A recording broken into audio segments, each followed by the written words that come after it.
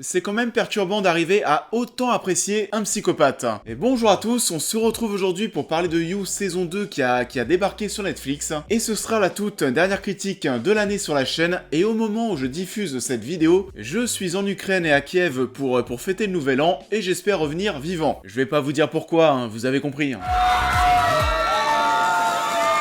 Comme d'habitude, on va revenir sur cette saison avec une partie non spoiler, puis ensuite une partie avec spoiler, on en parle. You saison 2 est disponible sur Netflix depuis le 26 décembre dernier. Nous retrouvons le personnage de Joe qui cette fois-ci, afin d'oublier son passé, décide d'aller s'installer à Los Angeles. Et on va avoir pas mal de changements par rapport à la saison 1. J'ai vu des gens sur Twitter commencer à dire que, en fait, la saison 2 de You c'était la même chose que la saison 1, avec 2-3 petits changements, et je suis pas vraiment d'accord avec ça. Je trouve qu'il y a vraiment énormément de choses qui ont été modifiées. Alors oui, il y a des trucs qu'on va retrouver. Le personnage de Joe, le fait qu'il ait toujours une relation assez amicale avec ses voisins, et là en l'occurrence avec la petite mineure, qu'il va, comme dans la saison 1 avec Paco, protéger très souvent. Il va y avoir, vous l'avez vu dans la bande-annonce et vous l'imaginez bien, une nouvelle fille. Là aussi, il va y avoir de nouveaux dilemmes et de nouvelles choses assez fortes par rapport à l'entourage de cette fille. Dans la saison 1, c'était surtout les amis de Beck. Sinon, pour tout le reste, hein, ça a quand même pas mal changé. On va changer déjà de lieu. Comme je l'ai dit en introduction, on va passer du côté de Los Angeles. Et c'est bête, mais déjà, ça donne en termes d'identité quelque chose de nouveau. Ça va être en quelque sorte, pour Joe, une sorte de désintox, une manière pour lui d'essayer d'oublier son passé. Et vu qu'on change totalement d'endroit, le casting aussi va être totalement renouvelé, ce qui fait qu'on va vraiment se rendre compte que la série, que You, c'est vraiment une série qui est centrée sur Joe. On pouvait se demander encore à la fin de la saison 1 de You, si l'essence de la série c'était pas le fait de tomber sur un mec, ou une fille d'ailleurs, qui allait stalker quelqu'un d'autre. Le stalker essayait de créer pas mal de mécanismes pour essayer de faire en sorte que cette personne tombe amoureuse de toi, ce qui veut dire que si un jour ou l'autre, Joe doit mourir, et bah ça ne changerait rien parce que l'essence de la série serait encore là. Au final, on se rend compte que You, c'est la série de Joe Goldberg. Dans cette saison 2, le principe même de stalker une personne va même être un petit peu mis de côté, au profit bien sûr d'une nouvelle histoire d'amour. Et à vrai dire, la chose sur quoi on va le plus se focaliser, c'est Joe et sa désintox, le fait qu'il essaye d'oublier son passé. Et j'ai encore une fois passé un bon moment devant You saison 2. Je vous fais un retour rapidement sur la première saison. Déjà, j'étais très étonné que ce soit pas un truc très girly. Ça parlait aussi aux garçons. Forcément, parce qu'on s'identifie au personnage de Joe, on a envie aussi d'un côté d'être comme lui. C'est ça aussi qui est un petit peu flippant. On s'identifie à lui, on a envie d'être comme lui parce que c'est le stéréotype, le prototype du mec mystérieux, beau gosse, qui est aussi très intelligent, qui stalke bien, et en tant que mec, on va pas se mentir, ça nous est déjà tous d'être tombé sur une fille qu'on aimait bien, de connaître son nom et son prénom, essayer d'en apprendre un maximum sur elle avant d'aller l'aborder. Et c'est flippant encore une fois, et ça concerne pas que les mecs, mais on jouit de voir ce mec réussir à choper autant d'informations sur une personne, à réussir même à faire en sorte que cette personne tombe amoureuse de lui, et on arrive à l'apprécier encore plus dans cette saison 2, et on va y revenir en partie spoiler. I won't let this situation go bad. Nothing is okay without you, love. Never makes you happy. Cette nouvelle saison, comme j'étais en train de vous le dire, on va moins retrouver ce côté stalker. On va la voir dans le premier épisode.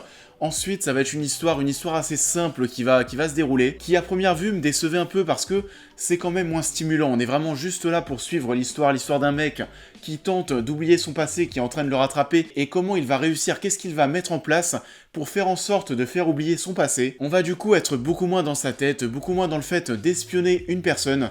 Ça va se traduire par le fait qu'il va y avoir beaucoup moins de voix off. Vous savez, dans la saison 1, on était beaucoup dans l'esprit de Joe, et tout ce qu'il était en train de penser, on l'avait en voix off. Tout ce dont à quoi il réfléchissait, tout ce qu'il devait gérer. Donc, entre le fait d'essayer de pécho Beck, les affaires de Paco, la cage qu'il devait aussi gérer dans le sous-sol de sa librairie, c'était un énorme bordel pour lui, et c'était assez stimulant de voir ce personnage gérer tant de choses, de voir aussi qu'il avait des failles. Ça reste un humain, il y a parfois des choses qu'il oubliait de faire. Il devait aussi, parallèlement à tout ça, cacher ses crimes, et c'est ce qui faisait que voilà, la première saison, c'est vraiment le mot, c'était stimulant de voir ce personnage gérer tout seul tant de péripéties. Cette nouvelle saison va être un petit peu moins dans ce délire, mais tu te laisses quand même prendre au jeu. Ça va bien plus être focalisé sur cette nouvelle relation avec cette nouvelle femme, sur le frère de cette nouvelle fille. Globalement, pendant un certain temps, ça va être plus posé, puis ensuite, on va y revenir en partie spoiler, il y a un personnage qui va revenir, et qui bien sûr, vous l'imaginez bien, va foutre le bordel.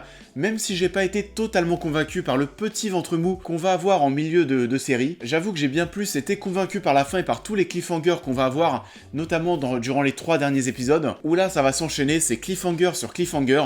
Dès que tu termines un épisode, t'as qu'une envie, c'est de commencer le prochain. Et d'ailleurs c'est marrant et tu sens que Netflix est arrivé derrière parce que la saison 1 n'était pas une série originale Netflix à la base. Netflix a récupéré You ensuite, l'a diffusé sur la plateforme et la saison 2 est bien de Netflix. Et là où je voulais en venir, parce que je viens de me taper la saison 1 juste avant de voir la saison 2, tu sens que les épisodes sont pas construits de la même manière. Et si vous regardez bien la saison 1 sur des épisodes de 45 minutes, le cliffhanger final arrive à 40 minutes d'épisode. Et ensuite, il restait 5 minutes et c'était assez bizarre parce que t'avais le pic de ton épisode à 40 minutes, puis ensuite ça redescendait. J'avais prévu de revenir là-dessus parce que c'est vrai que c'était une des choses qui m'avait le plus étonné de la saison 1, de voir à chaque fois que les pics de tes péripéties arrivaient à 80% du temps de visionnage de ton épisode. Du coup, oui, comme la saison 1, ça se mange assez bien, c'est 10 épisodes de 45 minutes. On s'ennuie pas du tout et c'est vrai que j'aime bien le format 8 épisodes. Là, comme ça dure à chaque fois 45 minutes, comme je le disais, ça se mange assez bien. Surtout qu'en plus de ça, l'intérêt du spectateur pour You est quasiment totalement relancé parce qu'il y a quasiment que des nouvelles choses. Que ce soit la ville dans laquelle on se situe, que ce soit les personnages, les relations qu'ils ont entre eux, les interactions qu'ils ont entre eux. Il y en a certains encore, oui, qui sont très caricaturales et je vais penser au frère de Love, qui lui, c'est vraiment le jeune artiste drogué par excellence. D'ailleurs, c'est assez drôle, mais je trouve qu'on parle de plus en plus de drogue librement dans les séries et pas que sur Netflix. Je sais pas ce qui se passe, il y a une nouvelle mode et donc oui, ça va venir principalement de ce personnage. On va voir aussi d'ailleurs une scène, je crois que c'est dans l'épisode 4 ou 5, où on va suivre l'union de deux personnages et en termes d'ambiance, par rapport à ce qui est représenté à l'image, avec tous ces petites tentes blanches, ça m'a fait vraiment penser à Midsommar qui est sorti en août dernier et qui lui aussi parlait de drogue. Pour conclure avec cette partie no spoil et avant de rentrer dans l'histoire, dans des choses qui m'ont plu et des choses qui m'ont un petit peu moins plu, je vous conseille cette saison 2 de You qui va être assez différente sur certains points de la première. Je pense que si vous avez aimé la saison 1, vous allez aimer la saison 2, donc n'hésitez pas. Pour ceux qui vont quitter la vidéo, je vous invite à la liker et à la partager, à me suivre sur tous les réseaux sociaux et à vous abonner Tipeee et Utip. Et on passe en partie spoil. This is about your ex, isn't it? She really hurt you. Alors on va revenir dans un premier temps sur Love et sa relation qu'elle a avec Joe. Je sais pas vous, mais personnellement, j'ai cramé tout de suite que Love aussi avait un pet au casque. En fait, ça amené de manière tellement grosse dans l'épisode 1, où tu vas voir qu'elle va réussir à griller Joe pendant qu'il est en train de la stalker. À ce moment-là, j'ai compris tout de suite, du moins j'ai émis l'hypothèse, qu'elle était aussi tarée que lui, et j'ai même espéré un moment qu'elle était encore plus. On va y revenir juste après, mais du coup c'est un personnage que j'ai trouvé d'emblée plus intéressant que Beck, qui alors elle de son côté c'était vraiment la fille assez fade, on va pas se mentir. Ça permet à Joe d'avoir une proie qui est très différente, et là où je vous disais que la série se renouvelle quand même pas mal dans cette saison 2, là aussi sur ce point je trouve qu'ils ont bien géré, parce que le fait que le profil de la fille qui est suivie par Joe, le fait qu'elle soit très différente de Beck, ça va créer des nouvelles choses, des nouvelles problématiques, et donc encore une fois ça va devenir plus intéressant. Je pensais, même si ça allait être très compliqué à amener sur le tapis, j'ai imaginé et j'ai même espéré que Love soit encore plus taré que Joe et que cette fois-ci, ce soit Joe qui soit piégé et baladé par cette fille. J'aurais bien voulu cette fois-ci qu'on découvre que Joe est celui qui est piégé, qu'on découvre ça en fin de saison. Finalement, c'est pas le cas, c'est quand même surprenant, mais on se rend compte que Love est aussi taré que lui. Ça va créer un énorme couple de psychopathes, un énorme couple de tarés, mais tu les aimes, tu sais pas pourquoi, peut-être parce qu'ils s'aiment tellement. Ça paraît et c'est tellement sincère que toi aussi c'est flippant. En tant que spectateur, tu acceptes cette relation. Je trouve par contre que leur relation et la façon avec laquelle ils vont commencer à se mettre ensemble se fait assez rapidement. Dans l'épisode 1, on va les voir se rencontrer. Dans l'épisode 2, t'as déjà l'impression d'être un épisode 5 ou 6, parce qu'ils ont l'air déjà très proches et beaucoup trop proches par rapport à ce que t'as vu. Donc voilà, ça fait très cœur Love, t'y crois un petit peu moins. Et là aussi, humainement, c'est compliqué de regarder You parce que on va avoir par exemple le retour et l'apparition de Candace dans cette saison 2 qui est là pour se taper le frère de Love, qui est là aussi pour permettre d'explorer le passé de Joe. Et on va voir pourtant qu'elle a vécu un enfer avec lui, il a quand même enterré vivante. Et pourtant, et c'est horrible, t'as plus envie que Joe s'en sorte, tu prends plus parti pour lui, plutôt que Candace, qui est même un personnage qu'on n'aime pas, on n'a qu'une envie, c'est qu'elle laisse Joe tranquille, qu'elle le laisse avec son passé, qu'il puisse oublier son passé, qu'on puisse nous aussi oublier son passé, et c'est pas normal, et c'est là où You est très fort, on arrive à s'attacher, et pire, à s'identifier à un psychopathe. Même si Joe n'est pas totalement méchant, on voit qu'il a toujours une part de lumière en lui, comme dans la saison 1 avec Paco, il est toujours bienveillant avec certaines personnes, et là du coup avec ses voisines, mais en l'occurrence avec tout ce qu'il a fait auparavant, c'est archi pas normal qu'on soit là. Alors les filles c'est encore pire, les filles qui regardent You et qui le regardent avec des cœurs dans les yeux, je vous comprends encore moins. Vu tout ce qu'il a fait, on devrait tous avoir qu'une seule envie le concernant, c'est qu'il meure et qu'on lui crache tous dessus. Et pour finir avec un truc assez relou, le scénario, enfin à chaque fois le scénario est plutôt cool, il y a pas mal de rebondissements, pas mal de péripéties, ça marche très bien. La chose que je vais regretter personnellement, c'est qu'on va avoir pas mal de légèreté, toujours des légèretés au niveau du scénario et de la narration. La saison 1 par exemple, un des trucs qui était choquant et qui me faisait tiquer à chaque fois, c'était lorsqu'on allait le retrouver dans des bars et qu'il était en train d'espionner Beck qui était avec ses potes.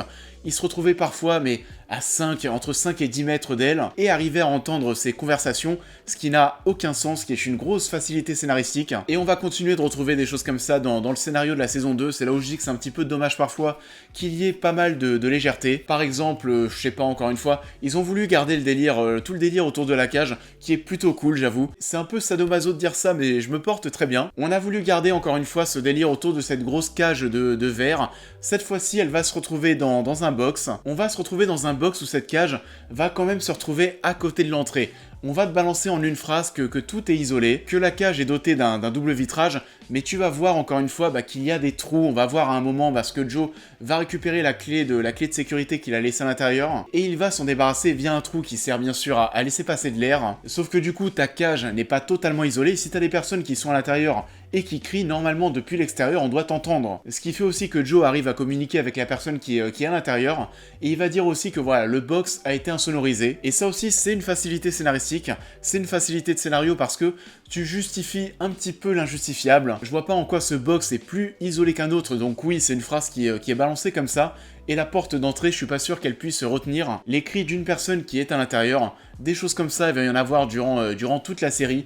Il faut regarder ça, vous aussi, avec un petit peu de légèreté. Et j'ai pas compris non plus pourquoi est-ce qu'on a été dans l'épisode 2 jusqu'à lui couper un doigt, sachant que ça ne sert à pas grand chose. Et qu'en plus de ça, et là où ça va être très bizarre, t'as l'impression que tout le monde s'en fout qu'il ait perdu un doigt, t'as l'impression que personne est en train de capter qu'il s'est passé quelque chose d'assez grave, parce qu'on va quasiment pas du tout revenir dessus, ce qui fait que même au bout d'un moment dans la série, j'en avais même oublié qu'il avait son bandage et son attelle, donc je me suis rematé des épisodes pour voir si comme par magie son doigt n'avait pas repoussé. Au-delà de tout ça, je pense que vous l'avez compris, j'ai pris encore une fois pas mal de plaisir devant cette saison 2 de You. Je suis pressé de voir la saison 3 et ce qu'ils vont nous proposer, sachant qu'il va y avoir de nouvelles choses qui vont être mises en place.